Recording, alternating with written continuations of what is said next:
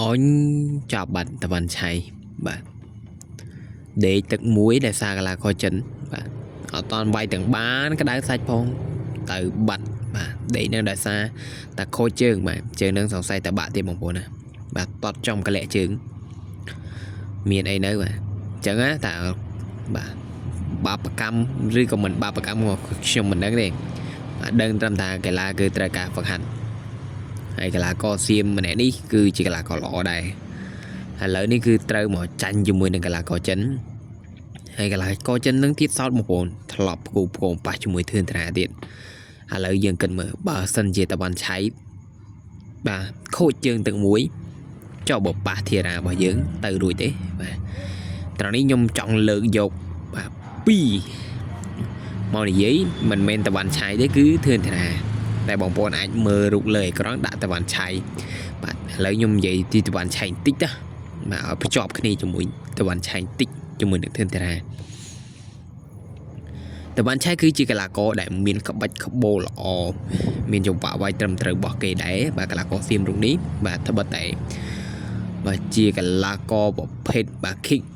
អាចវាយបានតែ kick វាយបានទាំងមួយថៃហើយនេះបើតាមដឹងណាភាគច្រើនតែគាត់វាយមួយថៃច្រើនហើយនឹង kick ហ្នឹងឯង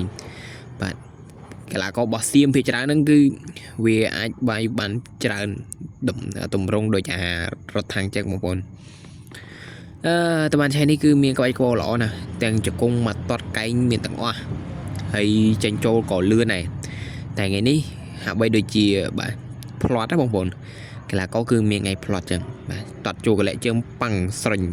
បាទសុំបីតាខ្លួនឯងហ្នឹងក៏អង្គុយកវីក្បាលដោយសារតាបើមិនគួរជឿណាបាទធារារបស់យើងបាទមួយរយៈចុងក្រោយយើងឃើញថាដាបមែនទែនបាទអត់ទទួលបានផ្លែផ្កាល្អទេកម្លាំងក៏ខ្សោយស៊ូក៏ធ្លាក់ចុះបាទក្បាច់ក្បូរក៏លែងមានអញ្ចឹង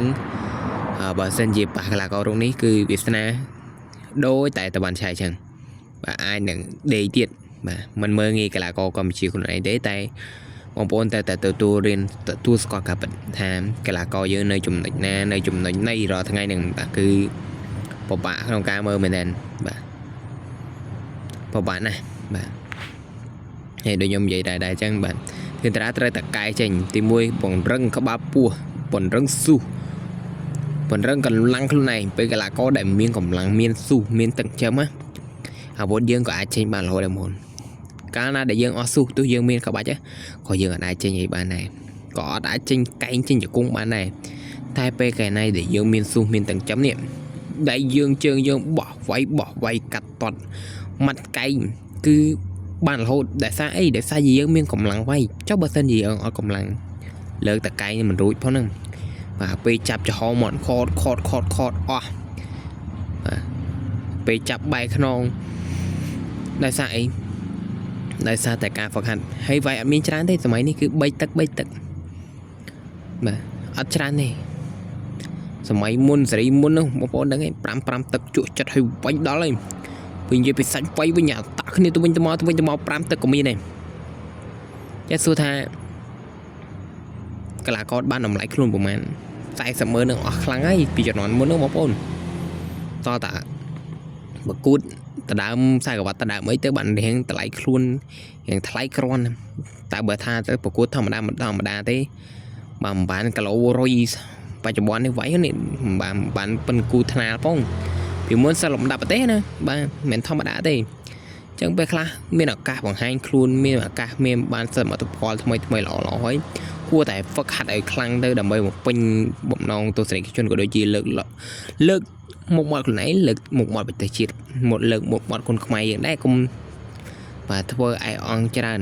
កុំអាងមានលុយតិចតួចខ្ជិលហាត់ចេះចុះវាអត់ល្អអញ្ចឹងខ្ញុំនៅតែនិយាយដែរចឹងថាកីឡាករមិនអាចឈ្នះរហូតទេតែក៏អាចចាញ់រហូតដែរអរគុណ